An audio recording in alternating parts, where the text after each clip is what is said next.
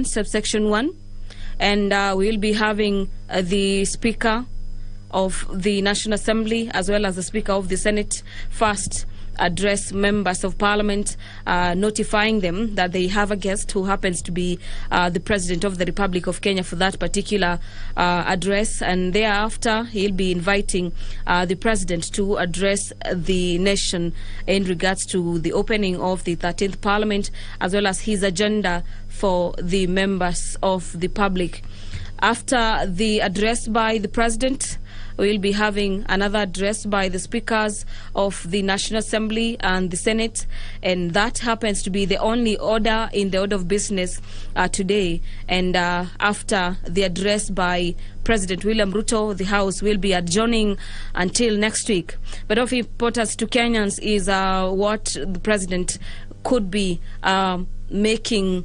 his remarks on the floor of the National Assembly today in this particular joint sitting. And you understand that the Kenya Kwanza wing is the wing that formed government, and from the expectations from members of the public and Kenyans is that the President is expected to speak about unifying the nation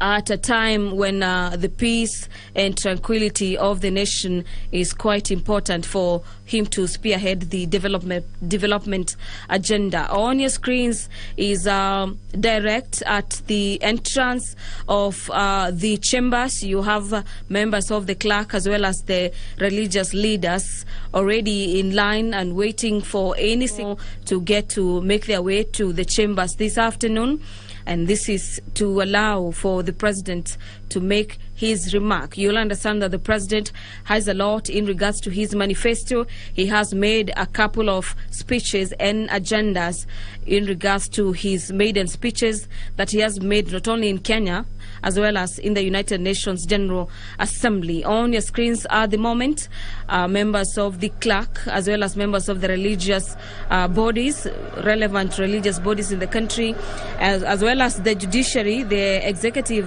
another executive wing of government, the judiciary, making their way to the chambers this afternoon. They're being led by the Chief Justice Martha Koome, closely followed by Deputy Chief Justice Philomena Mwilu, as well as the judges of the Apex Court, now making their way into Parliament this afternoon, where they have the spaces already set out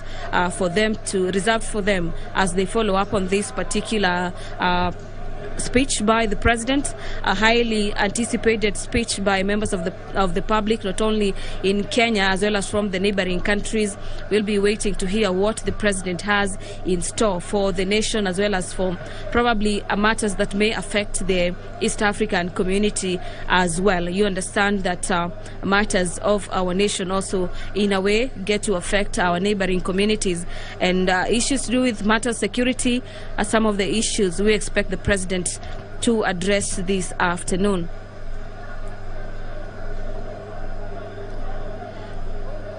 The President, in his remarks at